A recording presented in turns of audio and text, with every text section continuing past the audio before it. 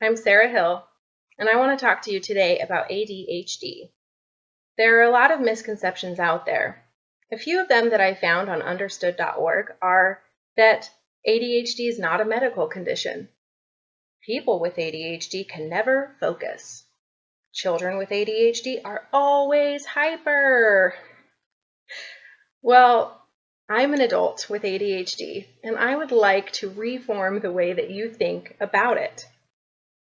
ADHD is not a new disorder. Healthline.com does a great job of putting in a medical timeline, where I found that in 1902, a pediatrician named George Still documented an abnormal defect of impulsivity and morale control in children. Until a few years ago, we thought that was the first documentation of anything about impulsivity or morale control. However, Dr. Russell Barkley states that in 2012, a group of scholars found literature that was written by a Scottish physician named Alexander Crichton. Alexander Crichton had an entire chapter on disease of attention systems. This literature was written in 1798.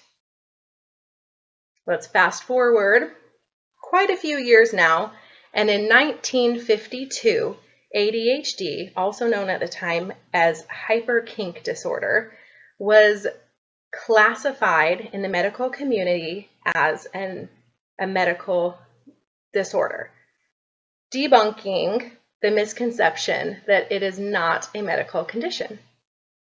In 1980, the name hyperkink disorder was changed to ADD and ADHD. In 1987, the ADD was dropped and they combined the two to ADHD. ADHD stands for Attention Deficit Hyperactivity Disorder. There are 3 types of ADHD: hyperactivity, impulse, inattentive, and combination. Dr. Barkley states that people with hyperactive type ADHD are very busy. They're very fidgety. They're very wiggly. They get up from their seats often. They also lack impulse control, physically, verbally, and emotionally. People with inattentive type have a difficult time focusing, have a difficult time following long conversations, have a difficult time with emotional control as well. They lack impulse control, but they also are able to hyper-focus, where if they're really into something, they can zone in and everything else disappears. Combination type ADHD is where you take hyperactive symptoms as well as inattentive symptoms and combine them.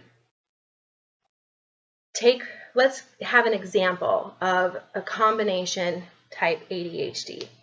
Someone who is hyper-focusing on a project, but they have a hard time staying still.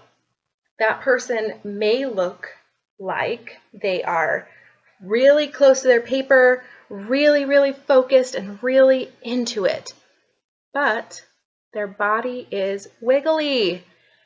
And that's common in the ADHD community.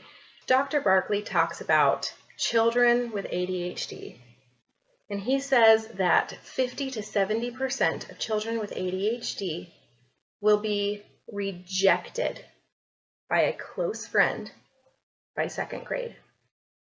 This is why social interactions and practicing reactions with someone with ADHD is so important.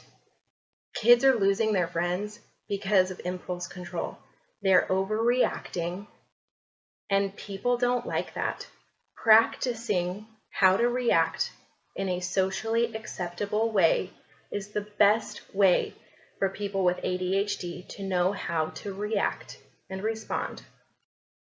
ADHD is a medical diagnosis, but it is not a death sentence. People who have ADHD can have a fulfilling social life, a fulfilling academic life, and a fulfilling family life. I know I do. Thank you so much for listening.